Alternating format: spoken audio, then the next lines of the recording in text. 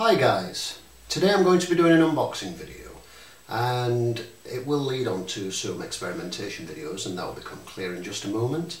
Now you may have noticed if you looked at some of my previous videos that I like coffee. Now bearing this in mind, it's quite a surprise that there's a nifty little gadget which has escaped my attention until quite recently. And this device has been around for a number of years. It is the Aerobie Aeropress coffee maker. Before I go ahead and open it and we have a look at the contents, I will tell you where I got this from and recommend them as well, because I'm very impressed with the packaging and speed of delivery. It's from baileyscoffee.com. I will put the name in the description box below, the link there for you. It was an exceptionally good price, the service was fabulous, the checkout very easy, and this came incredibly well packaged, which I'm surprised at. It's in a nice little box of its own. It was wrapped very sort of double wrapped in bubble wrap and sellotape sealed, wrapped in more bubble wrap, and then put in a very sturdy box as well. So and the delivery charge was very cheap also. So I'm really pleased with that. So if you're in the UK and you're after one of these, I recommend you click on that link below and check them out. So what we're going to do now is open the box and see what we've got inside. On the lid of the box, we'll just have a quick look. It gives you quick instructions, and then it says they're detailed instructions in various languages in the little packaging inside. On the front, the best coffee, etc. A picture of the Aeropress device, various quotes from satisfied customers all around the box. Nice neat little packaging. So we'll go ahead and pop open these tabs, hopefully. Yeah, there we go. And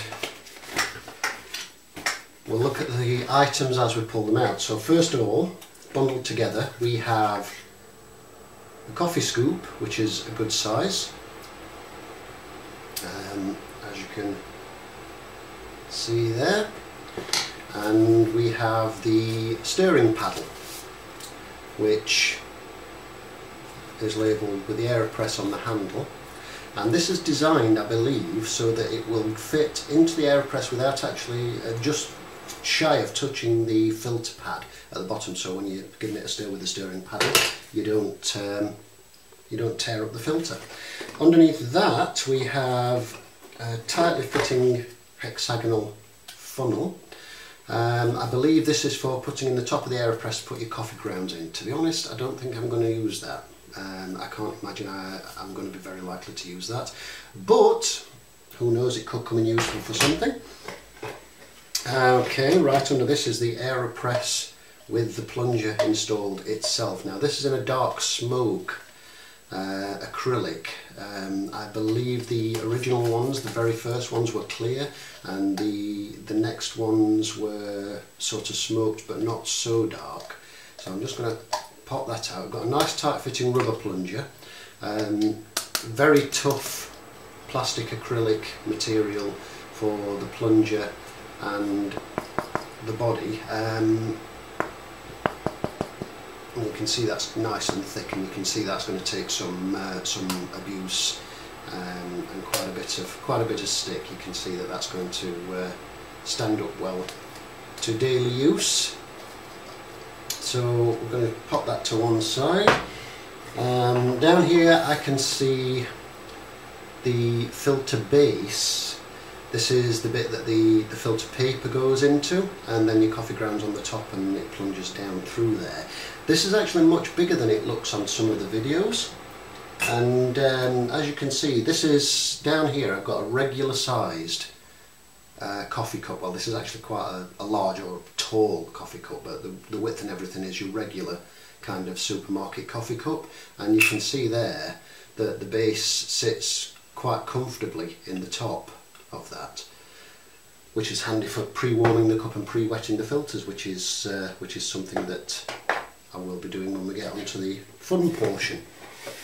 Underneath that we have this little fella here, which is a holder a stand for the paper filters, and yep, down here are the actual filter papers themselves. Now apparently there are 350 papers in this chunk right here. It is said also this fits into your little holder just there, and obviously once that's unwrapped from the cellophane this will stack a little bit higher. So but 350 there. Even if you only use them once each, that's 350 cups of coffee. Replacements of these are available for somewhere between £3.50 and £4 in the UK at various places I've seen, so not costly at all. And it even says in the instructions that you can use these several times over if you wish to do so. Just simply rinse them off. So the last thing in the box are the detailed instructions. As you can see, that's the box empty, and this folds out into a huge intimidating looking sheet of paper. However, the English instructions is simply that, and then on the other side you have a hints and frequently asked questions, which is also the same size in English. The rest of it is the different languages. So just a quick summary of the instructions. What we have is how to prepare the device, put the cap on, put the filter paper in, place it over the cup, put the coffee grounds in with the scoop, pour the water over, stir it with the paddle, fit the plunger, mix it for about 10 seconds with the paddle, and then plunge the coffee straight away. So essentially this is saying you don't need to let it steep for any great length of time. I will have a look at that and have a play with it when I start using it. It then goes on to the cleanup portion, and once you put the coffee in, this just goes through a measure of like an espresso sized shot, and then you can top it up with hot water or what have you to make an Americano, or hot milk to make a latte, or whatever. And then it goes on to the cleanup, which is a case of take the cap off, either discard or rinse and reuse the paper filter, and then just eject the used coffee puck, the compacted coffee grounds, into the bin or what have you, and then give the whole thing a bit of a rinse and a wipe down, and it's that easy to clean seemingly. Worth a quick mention on the hints section here. It says, it tells you that you can make up to 4 individual espresso shots, hence the numberings 1 to 4 on the side. So using the whole thing should give you a good sort of standard coffee size cup, about 200 ml or so. How to make a carafe of coffee. Tips on if you grind your own coffee, which I sometimes do if I can get a really nice bean. I like a Guatemalan coffee, and if I can get a good bean I like to buy those and grind my own, which is nice as well. The plunger can be used to measure water. It's hollow, so you can use that as a water measurer. And just a little thing here, 2,000 filters use about as much paper as 1 city newspaper, so you needn't feel guilty about discarding filters, but you can also reuse each filter many times just by brushing it off under running water. The choice is up to you. When reusing a filter, remove the plunger and twist the cap containing the wet filter onto the chamber. This will keep it flat as it dries, and you'll be ready for the next pressing. So, having watched a couple of videos where people said you can reuse the filter, I thought they were maybe just being a little bit, scrimping a little bit more than you'd expect. But no, I mean, Aeropress tell you that you can do that themselves, so who am I to argue? So there you go. And then it goes on to frequently asked questions about the grind to use, what recommended temperatures are, and various, is it dishwasher cleanable, and so on and so forth. So all useful stuff, nothing like as intimidating as the size of the instructions would have you believe. So apparently this gives you a really nice smooth coffee, and I'm looking forward to trying that out and seeing how that works. So there you go, the Aerobie Aeropress.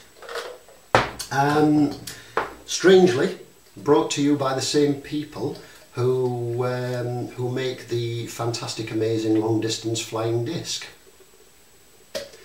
So maybe not the most natural of progressions, you might think, a flying disc to a coffee maker, but I hear good things about this and I'm quite hopeful, and we'll be back with another video trying this out as soon as possible. Thank you for watching, hope you found it useful.